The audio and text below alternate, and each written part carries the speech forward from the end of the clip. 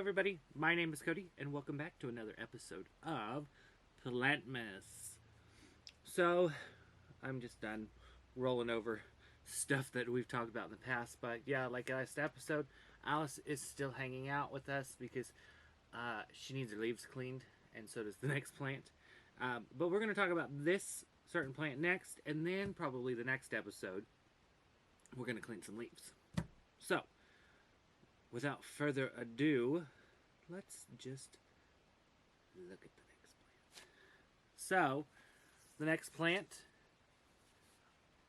is a Hoya, and this is Hoya Mathilde. One of the best growing Hoyas that I have in my collection. This is a wonderful little Hoya. So Hoya Mathilde is an actually a hybrid of Hoya carnosa and Hoya serpens, which I will show both of those within some time within Plantmas, so we can do just a whole family tree. This is such a fast growing Hoya that I have, like one of the quickest growing. I've taken so many cuttings off of this thing throughout the summer, and it just keeps on growing and growing and growing. It does get mad at me sometimes and drops the tips, but then the tips create new. But has not bloomed for me yet. But I see quite a few peduncles starting to form, so that's exciting. Like, I've sent so many cuttings of this thing to people, and it just keeps on growing and growing and growing and growing, which I love. The Hoya Mathilde, you can't tell, but this is a splashy Hoya, but you can't tell because of the hard water stains on him, which happens. And then this leaf right here, forgot the memo, and decided to do a heart leaf like a carry eye. So this plant grows well in very, very bright light. I don't know if you can sun stress this one. I haven't had any really good luck sun stressing my Hoyas because I don't put them in almost direct sunlight, but I'm pretty sure you probably can sun stress it. This guy's in a mix of... What did I put in here? It's been so long. I can't even see the bottom. I see perlite, orchid bark, coconut husk. Probably my general one. Some slow release fertilizer.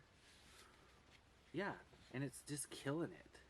Like, there's one dead... I see dead leaf. Wow. Just way down in there. Huh, I'll be darned. But yes, just grows and grows and grows and grows. Loves its hanging basket because it kind of trellises up it. But then it also hangs like this. And we put out some tendrils there, and then we put leaves out. We put out a tendril, then we put leaves out. But is that a peduncle? No, it's not a peduncle. Where's the peduncles? They're over on this side. And little bitty peduncles. They're so cute. I can't wait for this to bloom. Apparently, it has white blooms and they smell amazing. I wouldn't know because I haven't bloomed it yet. So I can't wait to bloom it. I hope it blooms for me. This one tendril has 2 peduncles on it. I love it. So Hoya Mathilde is more of a succulent type Hoya, like carnosa and serpens. So it kind of takes both traits after its parents. So it's got big, thick, succulent leaves. So that's the best way to indicate when it needs water, is if you just keep an eye on these leaves. When they start to wrinkle, well, then it's time to water it. Thoroughly water it through. I'd say if you're growing this in a house situation, probably once a week would be best. I know in the greenhouse, I water it like every 3 days. This is on a different area where it doesn't. So in the greenhouse, some places get watered every day, multiple times. Some places don't get watered every day, and I just go in and manually water myself. This is in a place where it gets manually watered about every 3 days.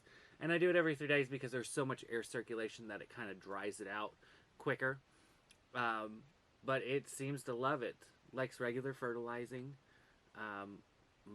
You know, I do slow release because I have so many plants, but sometimes then I forget to fertilize, to replenish the slow release fertilizer, which probably needs to be done. But yeah, great Hoya to start with. Easy to propagate. So, I've actually just experimented with it, and I've done it in soil, had great results. I've had stuck them in glasses of water and had great results. It's predominantly a very easy Hoya to propagate, um, and when you cut it, it just sends out another shoot. Like I'm this one I have in my hand. I can see I've cut it once, twice. Yeah, I've cut it 3 times actually, because that was cutted. New word, cut there. So it'll send out another runner somewhere around here, and it's just a fantastic way to have. It's gonna be fun to clean this thing because there's so many leaves. Now it's funny when I got this. Now this is, I think this is a 6-inch hanging basket. When I got this plant, it was in a little bitty, I think it was 2-inch pot, and it had like 2 or 3 sprigs in it, and it turned into this massive gal in a matter of like a year and a half. I think is how long I've had this plant. I won it on an auction, on a Facebook auction, but I love it dearly. It has been a great grower for me. I've never had any issues with it. No issues of root rot, no issues of pests. Just the only issue is I haven't got it to bloom yet, which hopefully it's going to bloom on me. And that reminds me, because I bloomed my Carnosa before, and my Serpens is forming peduncles. Teeny tiny little baby peduncles, and they're so freaking cute. Cannot wait to see it bloom. I need to Google what that looks like, what a serpent's bloom looks like, because I kind of forgot. But, yeah.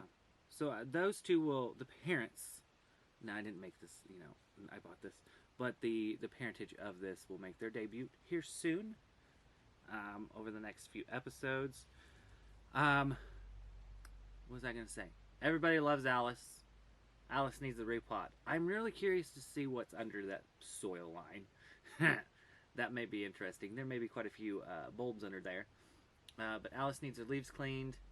Mathilde needs her leaves cleaned. We're going to do that. We're going to do that in the next episode, most likely. But yeah. Hoya Carnosa. Hoya Mathilde needs her leaves cleaned. Alice needs her leaves cleaned. There's a whole bunch of plants that really need their leaves cleaned. You can't even see my face. The slick leaf guys, that when their leaves are nice and clean, they're beautiful. But yeah, we need to get these leaves clean. They'll be doing that in the next episode, probably, which will be tomorrow's episode. Oh, I know, the terrarium build has been heard. I know I said that in the last episode. Waiting on some begonias to get here, which one batch of them will be here tomorrow, I believe. And I'm waiting on another one, I think. Can't remember. And then I'm ordering springtails, which will be here soon. And then I got to get some special stuff made for it.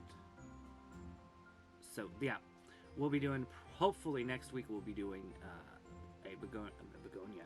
Yeah, actually a begonia terrarium build, which will be fun. I can't wait to do that.